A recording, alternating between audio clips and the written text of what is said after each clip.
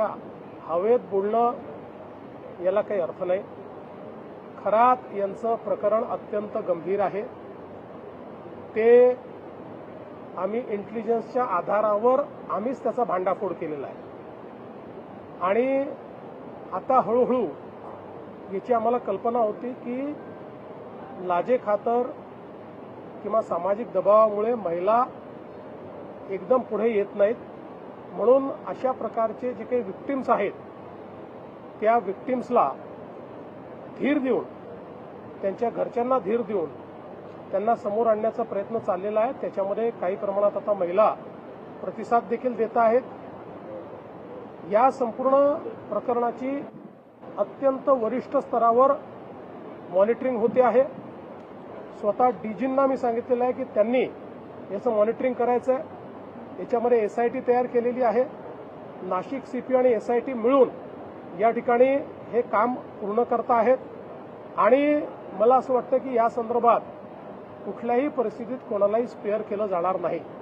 आता याला राजकीय रंग देण्याचा काही प्रयत्न चाललेला आहे. कोणाजवळ काही पुरावा असेल तर त्यांनी तो निश्चित आणून द्यावा, त्याच्यावरही कारवाई होईल. पण विनाकारण प्रत्येक गोष्टीला केवळ राजकीय रंग. आता अनेक लोक जायचे, विरोधी पक्षाचे कोण कोण गेले त्यांचे मी पुरावे देऊ शकतो. माझ्याकडे सर्वात जास्त तर माझ्याकडे पुरावे आहेत याचे, पण ते पोलिसांकडे आहेत. ते पोलिसांचं काम आहे, ते माझं काम नाही आहे. त्यांना खरातांना भेटणाऱ्यांपैकी कोणाचं इन्व्हॉल्वमेंट असेल तर कारवाई होईल.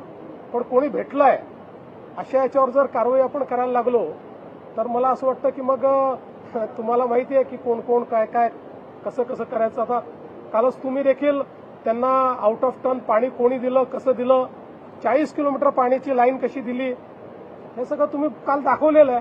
त्याच्यामुळे मला असं वाटतं की याच्यामध्ये राजकारण करू नये. हा महिलांच्या डिग्निटीचा प्रश्न आहे. अशा प्रकारे आपल्या तथाकथित शक्तींचा उपयोग करून महिलांना भरीस पाडणं यापेक्षा वाईट गुन्हा असू शकत नाही. काही झालं तरी त्यांना त्याची शिक्षाही भोगावीच लागेल. सरकार आणि पोलीस याकरता जे करावं लागेल ते करायला तयार आहे.